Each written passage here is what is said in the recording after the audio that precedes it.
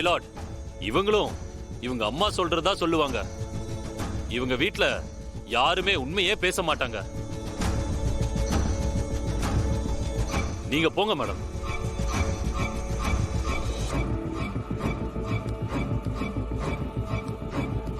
துளசி, நீங்க கொஞ்சம் குற்றவாளி கூண்டுக்குள்ள வரீங்களா?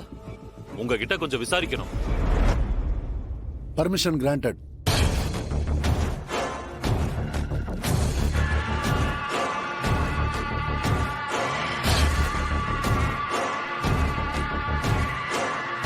நீங்க சொல்லுங்க.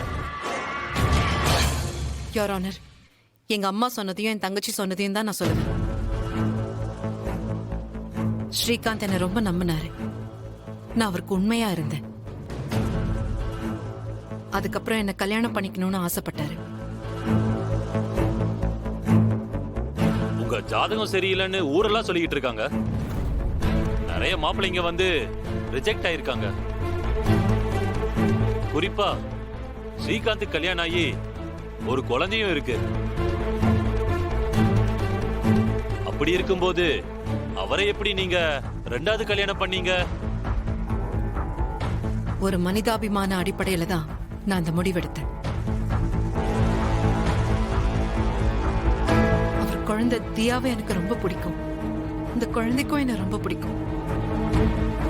அதே மாதிரி ஸ்ரீகாந்த் சார எங்க வீட்ல எல்லாருக்கும் ரொம்ப பிடிக்கும். அவரு ரொம்ப நல்லவர். அவங்க 2 பேருக்காகவும் தான் நான் கல்யாணத்துக்கே ஒத்துக்கிட்டேன். இல்ல யுவர் ஆனர், அவ போய் சொல்றா.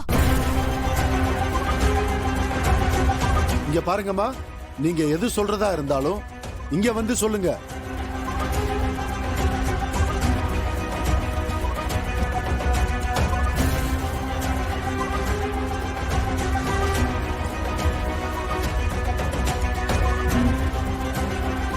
இவ ஏற்கனவே வேலை பார்த்த கம்பெனியை விட எங்க கம்பெனி பெருசு.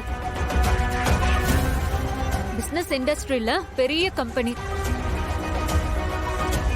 எங்க அண்ணனை வளைச்சு போட்டா 4 தலைமுறைக்கு வாழலான்னு பிளான் பண்ணி எங்க வீட்டுக்குள்ள வர பார்த்தா. இவ மட்டும் இல்ல, அவ தங்கச்சி இருக்கால, அவளுக்கும் இதே வேலைதான். மகேஷ் சந்திரங்கிற பெரிய பிசினஸ் மேன லவ் பண்ண வச்சு அவரை அவங்களோட ஃபேமிலிக்குள்ள கொண்டு வர பார்த்தாங்க. என்ன கேள்விப்பட்ட?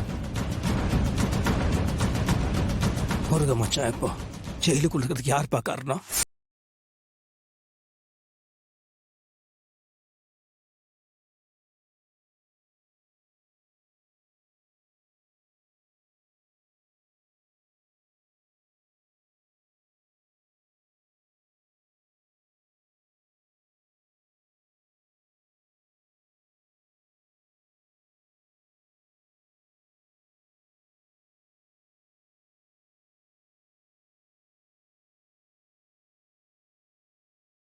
தெரியும்பா, நீங்க உண்மையை சொல்லுங்கப்பா. என்னடா தெரியும் உனக்கு? என்ன தெரியும் உனக்கு? இப்ப எனக்கு எல்லாமே தெரிஞ்சிருச்சு. நீங்க அமைதியா இருக்கும்போது எனக்கு எல்லாம் தெரிஞ்சிருச்சுப்பா. அப்ப முருக மச்சான் உள்ள இருக்கு காரணம் நீங்க தான். என்ன வேலைப்பா பண்ணி வச்சிருக்கீங்க நீங்க? அரசியல்வாதிகள் உங்களோட சுயநலத்துக்கு என்ன வேணா பண்ணுவாங்க எல்லாரும் சொல்லுவாங்க. அதெல்லாம் தாண்டி நீங்க எங்கேயோ போயிட்டீங்க. ஏன்பா இந்த மாதிரிலாம் பண்ணீங்க? சொல்லுங்க. இப்படி ஒரு கேவலமான காரியத்தை பண்ணி வச்சிருக்கீங்க.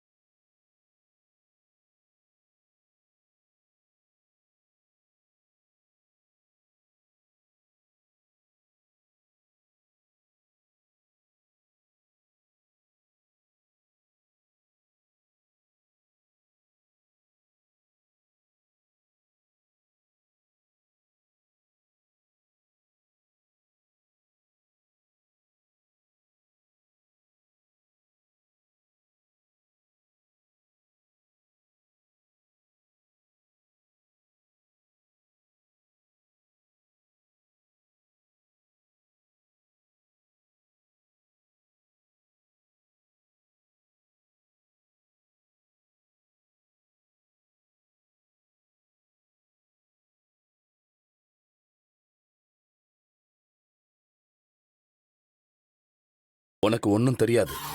இந்த விஷயத்தை பொறுத்த வரைக்கும் நீ அமைதியா வேடிக்கை பார்க்கறது தான் நம்ம எல்லாருக்குமே என்ன நல்லது. தொடாதீங்க, என்ன தொடாதீங்க, நீங்க என்ன தொடாதீங்க. நான் உங்கள மாதிரி கிடையாதுப்பா. உங்களுக்கு ஈவு இறக்க ஒண்ணுமே கிடையாதுப்பா. அப்ப நம்மள சுத்தி இருக்கவங்க நல்லா இருந்தா நம்ம நல்லா இருக்க முடியும்ப்பா. துளசி மேடமும் உங்க குடும்பம் எவ்வளவு கஷ்டப்பட்டு கொஞ்சம் யோசிச்சு பாத்தீங்களா நீங்க? அப்பா இங்க பாருங்க, என்ன பாருங்க, உங்க புள்ள தானே என்ன தூக்கி ஜெயில போட்டாங்கப்பா. ஒரு கொலை கேஸ்ல உள்ள போட்டாங்கப்பா. பார்த்து சும்மா இருப்பீங்களா? ஒரு பொய்யான கேஸ் நான் உள்ள இருந்தா கையை கட்டிட்டு பார்த்து சும்மா இருப்பீங்களா நீங்க? எனக்காக வந்து நிக்க மாட்டீங்க. டே வெற்றி, வேண்டாம், என்ன பேச வைக்காத.